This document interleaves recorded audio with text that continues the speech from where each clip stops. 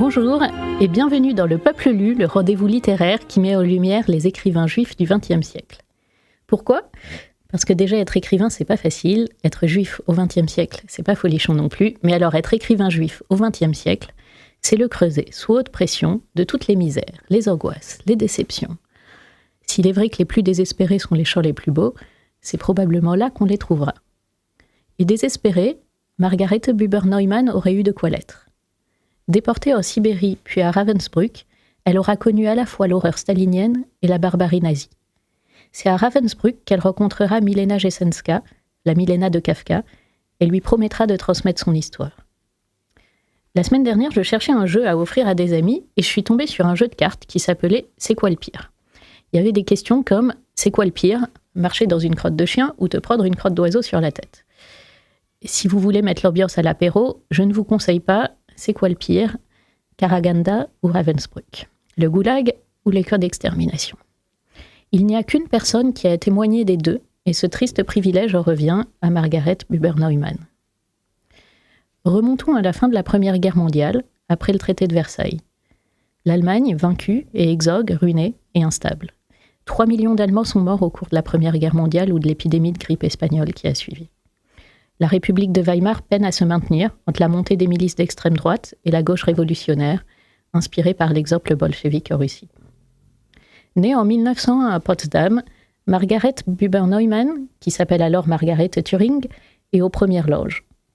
Pendant ses études, dans les années 1920, elle rejoint le Parti communiste d'Allemagne. Elle épouse en 1922 Raphaël Buber, le fils du philosophe Martin Buber. Ils auront 2 filles et divorceront 7 ans plus tard. Elle travaille alors à l'Imprekor, Internationale Pressekorrespondenz, le journal du Komintern, la section internationale du parti bolchevique, qui traduit des articles de révolutionnaires du monde entier. C'est là qu'elle rencontre Heinz Neumann, un intellectuel stalinien qui revient à ce moment-là de Chine après l'échec sanglant de la commune de Canton. En 1929, il est député du Reichstag, opposé aux nazis. En 1932, il perd son siège et Staline l'envoie un moment en Espagne pour suivre au nom du Komintern les républicains. Margaret l'y retrouve, elle aussi agent de Staline, puis l'accompagne dans les exils suisses et français. De 1934 à 1937, ils vivent en URSS et découvrent la terrifiante réalité du régime stalinien. L'enfer commence réellement pour Margaret en 1937, lorsque Heinz est arrêté et qu'elle est condamnée, comme ennemie du peuple, aux travaux forcés à Karaganda. L'histoire est plus cruelle encore. En 1940, Margaret Buber-Neumann, la femme d'un des plus grands opposants au nazisme, est livrée par Staline aux nazis, dans le cadre d'un échange de prisonniers prévu par le pacte germano-soviétique. Elle est envoyée à Ravensbrück.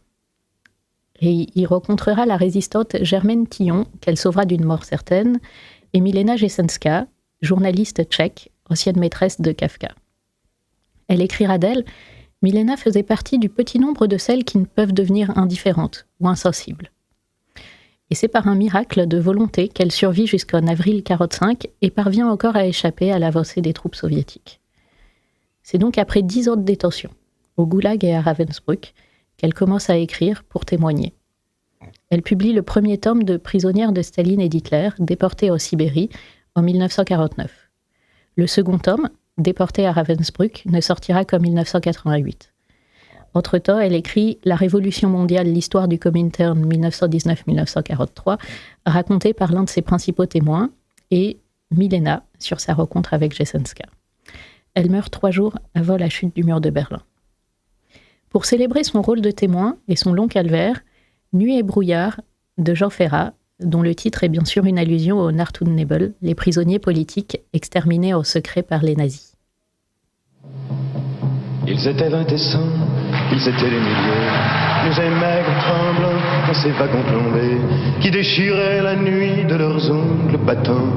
Ils étaient des milliers, ils étaient 20 et 100.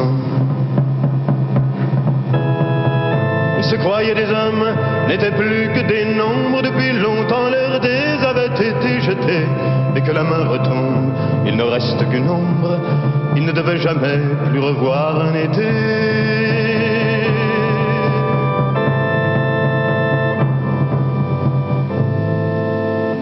La fuite monotone et sans hâte du temps survivre encore un jour, une heure, obstinément. Combien de tours de roue, d'arrêt et de départ qui n'en finissent pas de distiller l'espoir. Ils s'appelaient Jean-Pierre, Natacha ou Samuel. Certains priaient Jésus, Jéhovah ou Vishnu, d'autres ne priaient pas, mais qu'importe le ciel, ils voulaient simplement ne plus vivre à genoux.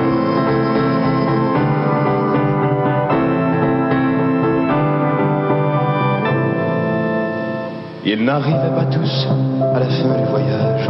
Ceux qui sont revenus peuvent-ils être heureux?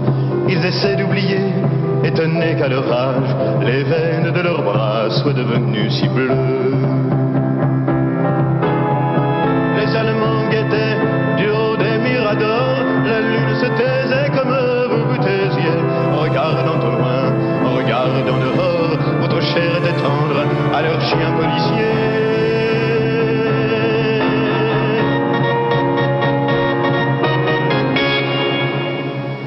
On me dit à présent que ces mots n'ont plus cours, qu'il vaut mieux ne chanter que des chansons d'amour, que le sang sèche vite en entrant dans l'histoire, et qu'il ne sert à rien de prendre une guitare. Mais qui donc est de taille à pouvoir m'arrêter? L'ombre s'est faite humaine, aujourd'hui c'est l'été. Je twisterai les mots s'il fallait les twister, pour qu'un jour les enfants sachent qui vous étiez.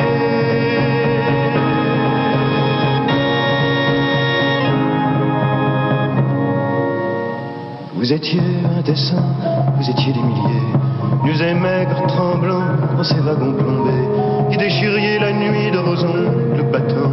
Vous étiez des milliers, vous étiez 20 et 100.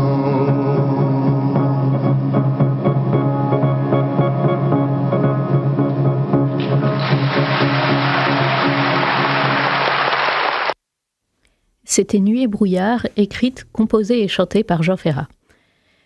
Nous avons parlé du rôle de Margaret Buber-Neumann comme témoin de la barbarie, mais j'aimerais aussi parler d'elle comme femme engagée, militante communiste et écrivain, avec un passage de son livre le moins connu, La Révolution mondiale. Elle choisit en épigraphe cette citation de Condorcet : « Ils m'ont dit, choisis, bourreau ou victime, j'embrasse l'échafaud, je leur laisse le crime. » Nul doute qu'elle se soit reconnue dans ces vers du grand philosophe des Lumières, tué par la Convention nationale. J'ai choisi un extrait du début sur sa rencontre avec Heinz Neumann. Dans La Révolution mondiale, l'histoire d'une Comintern racontée par l'un de ses principaux témoins. À peu près à l'époque où le putsch de Kapp ébranlait la jeune République de Weimar, un jeune homme entrait dans une maison sordide de la vieille Jakobstrasse à Berlin. Il avait 18 ans, était de taille moyenne, extrêmement mince et gracile. Sur le front haut et large tombaient des cheveux châtains récalcitrants.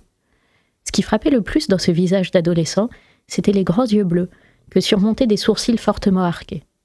Le nez était court et puissant, la bouche petite, le menton bien formé, quoique peu proéminent. Au premier étage du bâtiment se trouvait le bureau de l'Association de la jeunesse communiste et une partie de la direction locale du KPD, de la Fédération de Berlin-Brandenburg. C'est là que résidait aussi Karl Gröll, qui était alors le responsable militaire du secteur. C'est lui qui avait convoqué le jeune homme. Celui-ci était d'abord passé à côté de l'escalier sans monter et était resté debout dans un coin sombre de l'entrée. Il était intimidé par les manières des camarades du KJVD, si différentes des siennes, par leur crânerie, leur assurance, leur familiarité et leur camaraderie, totalement étrangères à son éducation bourgeoise, par leur ridicule langage de secte qui évoquait beaucoup le jargon des associations de jeunesse libérale allemandes. Comment allait l'accueillir Gröll, dont il avait déjà fait connaissance? Gröll l'accueillit aimablement, comme aussi la secrétaire du KJVD à laquelle le responsable militaire confia le jeune homme. Dans les jours et les semaines qui suivirent, il eut, comme tous les autres venus comme lui, offrir leur concours, à écouter des conversations qui duraient des heures et à attendre qu'on lui confiât quelques tâches. Coller des affiches, distribuer des tracts, se hâter d'un quartier de la ville à l'autre comme messager. Rien ne laissait prévoir qu'ainsi venait de commencer une carrière dans le parti qui devait le mener trop tôt au sommet et lui coûter la vie à l'âge de 35 ans. Le jeune homme se nommait Heinz Neumann. L'époque où il était né avait été pacifique, celle où il avait grandi, orageuse. Au début, ce n'était pas la politique qui l'avait intéressé. Lorsqu'il avait 15 ans, Heinz Neumann se grisait de littérature, écrivait des poèmes et traduisait la poésie lyrique étrangère. En d'autres temps plus paisibles, Neumann serait sans doute devenu philologue. Il possédait en effet bien des traits du savant de cabinet. Il devait très vite déclarer la guerre à cet aspect de sa personnalité. Son autre moi, celui qui poussait à l'action, qui était dominé par le besoin de s'affirmer, qui aspirait à la révolte et au dévouement passionné, prit le dessus. À Berlin, après 1918, après la fin de la Première Guerre mondiale, on pouvait difficilement s'arracher aux événements politiques. L'atmosphère de ce temps-là obligeait les hommes, même les jeunes, à prendre position, à se réclamer d'une vision du monde et à se mettre à son service. En 1918, Heinz Neumann eut 16 ans. Jamais plus la guerre. Lui qui n'avait de la guerre et de ses horreurs qu'une connaissance théorique, c'est ce cri de ralliement de la gauche qui le lança dans la politique. Cela commença avec Le Feu, le roman pacifiste d'Henri Barbusse. Comme c'était un lecteur passionné, il cherchait dans le flot des écrits de propagande, des brochures, des tracts, des journaux et des livres, tous les arguments les plus convaincants contre la guerre. Très vite, ce furent les publications communistes qui le retinrent. Ce sont leurs raisonnements qui exercèrent sur lui la plus forte influence. Esprit systématique, il ne pouvait se satisfaire des romans, des pamphlets et des journaux. Il recherchait des écrits politiques fondamentaux. Il lut tout ce qu'il pouvait trouver sur la Russie soviétique et succomba à l'attrait magique de la Révolution d'Octobre, qui représentait alors le problème décisif pour tous ceux qui croyaient à un progrès. Le père de Heinz Neumann était un bon bourgeois, et comme pédagogue, il était résolument conservateur. Il ne l'était pas seulement dans les questions d'éducation. Tout ce qui était de gauche le remplissait de méfiance et lui inspirait de l'aversion. C'est peut-être aussi pour cela que Heinz se tourna précisément vers ce que son père refusait catégoriquement. Un dernier problème peut avoir contribué à son orientation vers le communisme. Sa famille était juive, mais sans y mettre aucune insistance particulière. Depuis des générations, elle s'était assimilée. Dans son plus jeune membre, ce processus d'assimilation semblait avoir atteint le stade où le dilemme revient à la surface et fait apparaître à nouveau la condition de juif comme un problème, ou, pour ainsi dire, comme l'image négative d'un problème.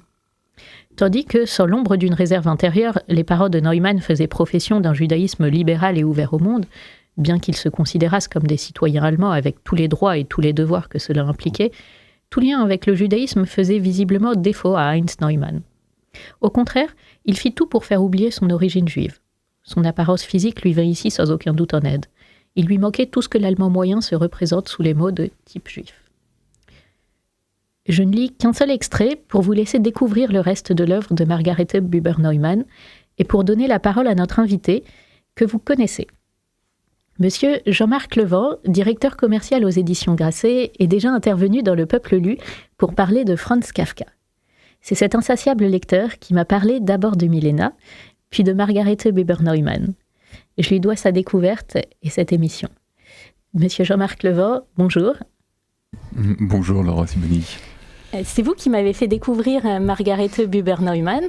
Vous êtes intervenu dans l'émission pour parler de Kafka, ce qui a mené à une discussion passionnante, puisque vous êtes passionné, et de Kafka à Milena, de Milena à Margarete. Et nous en sommes venus à cette émission. Mais donc, moi, je ne la connaissais pas et je m'interroge, pourquoi est-ce que le témoignage de Margarete Buber-Neumann est aussi peu connu aujourd'hui ? Je pense qu'il est peu connu parce qu'on a tardé avant de la publier. C'est-à-dire, il y a eu tout d'abord ces témoignages de déportés, puisqu'elle avait publié un livre en 2 volumes qui était Prisonnière de Staline, puis Prisonnière d'Hitler. Le premier volume était consacré, donc c'était déporté en URSS, et l'autre c'était déporté à Ravensbrück. Et ces témoignages qui ont été en fait publiés tardivement, et elle a été, je pense, à l'époque de l'affaire Kravchenko, elle avait témoigné en faveur de Kravchenko, et il y avait eu un tel déchaînement, notamment dans les lettres françaises à cette époque-là, que son témoignage avait été discrédité, disqualifié, décrédibilisé. Et je pense que les livres qui s'en sont en suivi ensuite, enfin quand sont en suivi, ont souffert de cette période dans laquelle sa parole a été mise en doute. Quelque part, c'est un deuxième exil par les staliniens. Oui, c'est ça. Oui. Et aujourd'hui, est-ce que vous pensez qu'il y a un héritage de Margarete Buber-Neumann ? Alors, un héritage de Margarete Buber-Neumann, c'est quelqu'un qui... Enfin, c'est quelqu'un que je pense qu'il faut lire et qu'il faut relire, parce qu'elle cristallise à elle toute seule, enfin, presque, enfin, ils ne sont pas très très nombreux, tout ce que le XXe siècle a traversé, c'est-à-dire à la fois le nazisme et le stalinisme, pour ensuite évoluer vers des formations, une formation politique social-démocrate.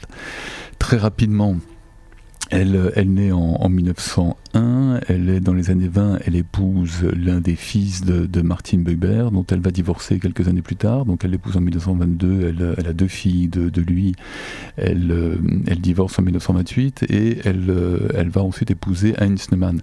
Heinz Neumann, on est en Allemagne, à Berlin, c'est un membre éminent du Parti communiste allemand, sauf que quelques années après, il va s'opposer à la politique de Staline à l'égard des nazis.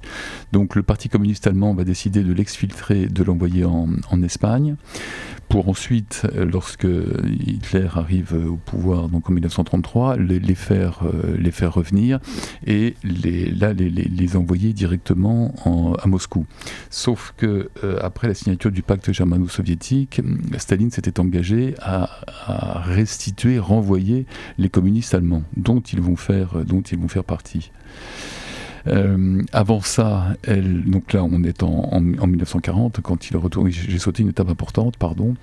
Heinz Neumann va être victime des purges de 1937, elle-même sera arrêtée en 1938 par le NKVD, elle sera déportée dans un goulag au Kazakhstan. On arrive ensuite en 1940, le pacte germano-soviétique a été signé, elle est renvoyée en Allemagne, où là elle va être directement internée dans le camp de Ravensbrück, où elle restera pendant 4 ans et où elle fera la connaissance donc de Milena Jesenska, qui donnera naissance 20 ans plus tard au livre éponyme.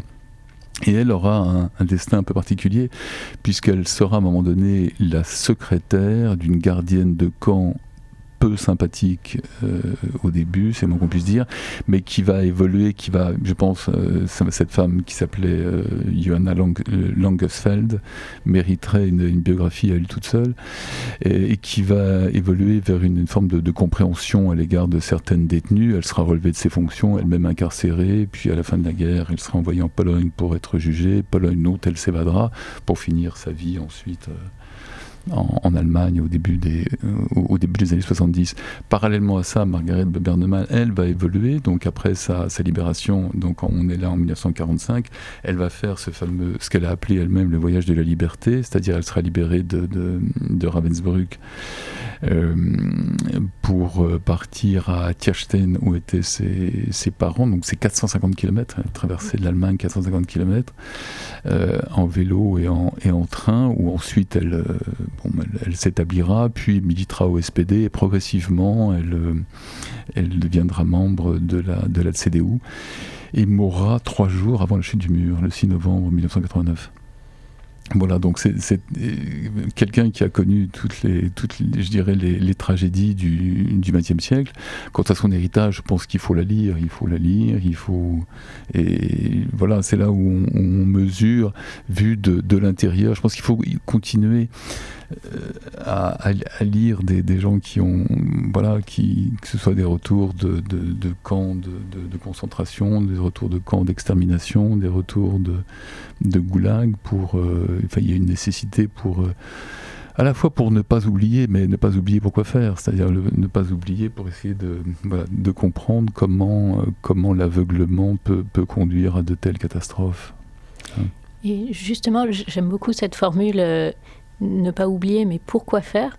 Là, je m'adresse plus à l'auteur des ânes rouges. Le livre a été publié en 2003, mais son résumé est très prometteur, puisque vous partez d'un propos d'Alain pour mettre en lumière les figures qui, dans l'institution philosophique en France, l'ont critiqué pour réinventer, réformer l'enseignement de la philosophie. Est-ce qu'aujourd'hui, après les témoignages de Buber-Neumann, est-ce qu'aujourd'hui, après le goulag, les camps d'extermination, il faut repenser l'enseignement de la philosophie politique, l'enseignement de l'histoire en France ?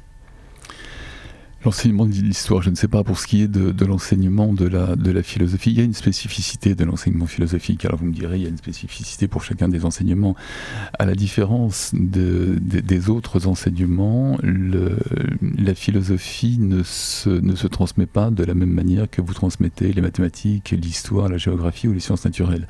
D'ailleurs, il n'y a pas il n'y a pas de classe de sciences naturelles, il n'y a pas de classe d'histoire, il y a simplement un cours. Donc c'est un cours dans lequel un enseignant va transmettre effectivement un certain nombre de notions, de concepts, mais en même temps va amener des élèves. En France, on a la chance d'avoir une classe de philosophie qui couronne l'ensemble d'un cursus scolaire qui est en classe de terminale, même s'il y a quelques tentatives qui ont été faites dans le passé, et peut-être encore aujourd'hui, en classe de première.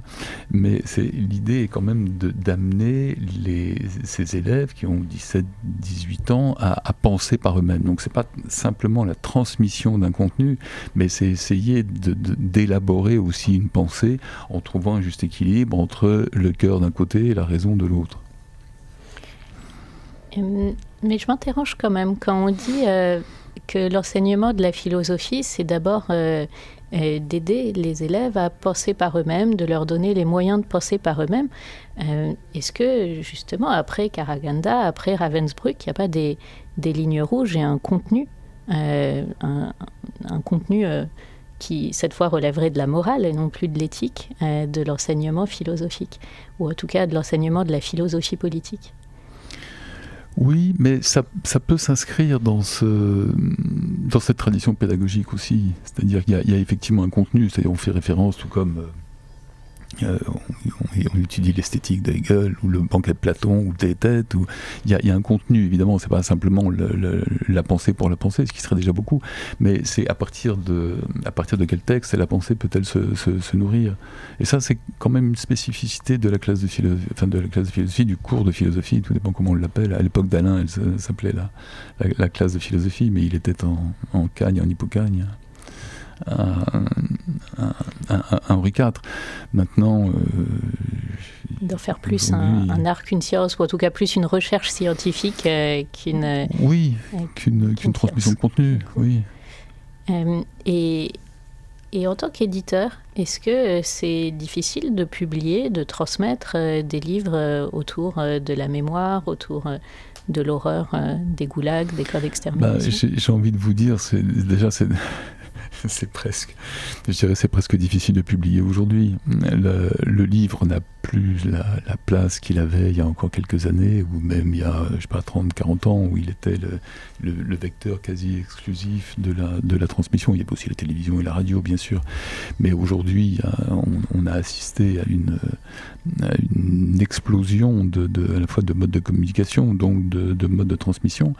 Donc, évidemment, c'est sans doute un petit peu différent, mais on continue de publier des témoignages. Vous l'avez vu récemment, il y a quelques années, avec les souvenirs de Marceline Noridan, avec ceux de Simone Veil, de Ginette Kolinka plus récemment, de Francine Christophe également. Enfin voilà, heureusement, on a cette chance-là, c'est-à-dire de disposer encore de témoignages de gens qui ont connu et qui ont été internés.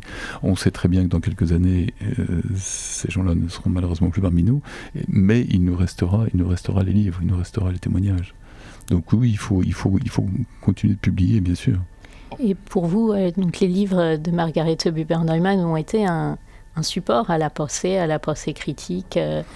Oui, moi je suis venu en fait à Margarethe Buber-Neumann par la publication, parce que Milena a été publié en 1963 en Allemagne, mais il paraîtra 23 ans plus tard en France, dans la collection Fiction et compagnie. Donc à cette époque-là, c'était Denis Roche qui publiait cette collection.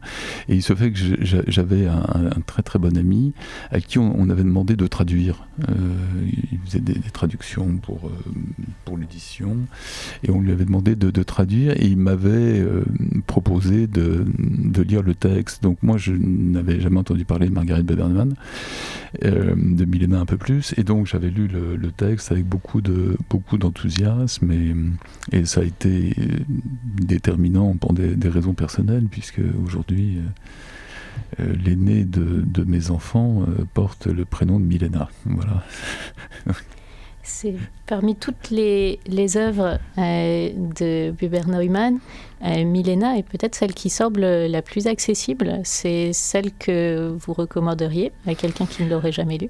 Oui, c'est celle que je recommanderais si la personne s'intéresse à Kafka. Par contre, pour tous ceux qui s'intéressent à l'histoire du XXe siècle, ou à l'histoire tout court, ou à l'histoire de l'Allemagne, à l'histoire de l'ex-URSS, il faut lire Prisonniers d'Hitler et de Staline, qui sont vraiment des livres très très très importants. Peut-être pas d'ailleurs l'équivalent. Et je reviens à la question, est-ce qu'on les lit différemment aujourd'hui, à l'heure où on voit apparaître des camps de redressement en Russie, où on voit apparaître de nouveau des déportations de sans-papiers aux États-Unis?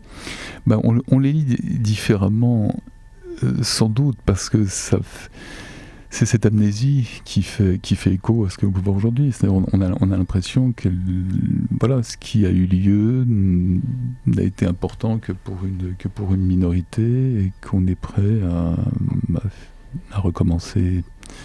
J'espère que non, mais enfin tout au moins à cautionner encore certains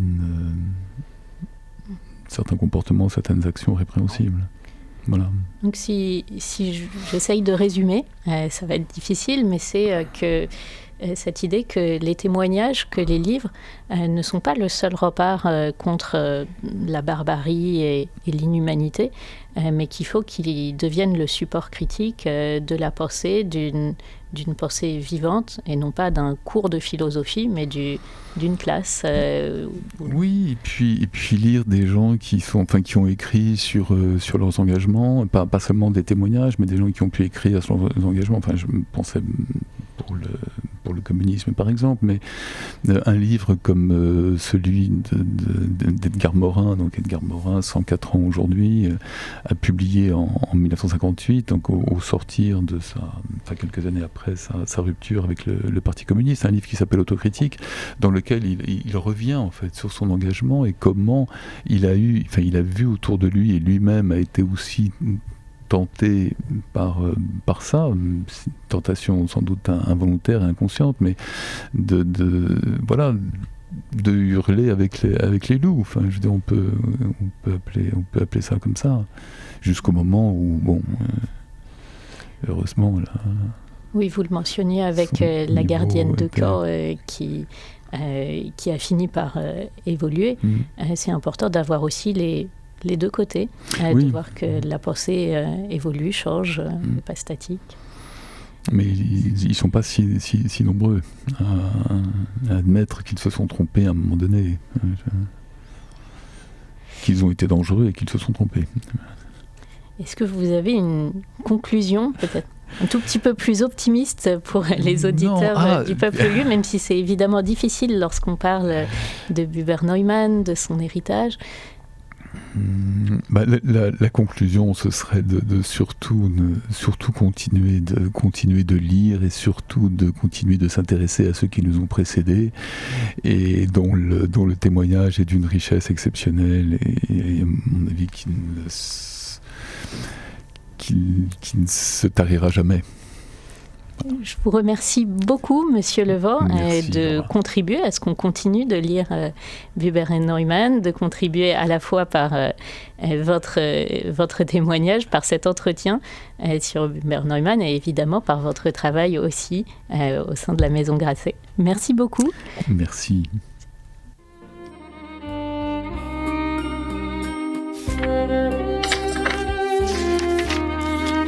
Le Peuple lu. Une nouvelle émission littéraire présentée par Laura Siboni.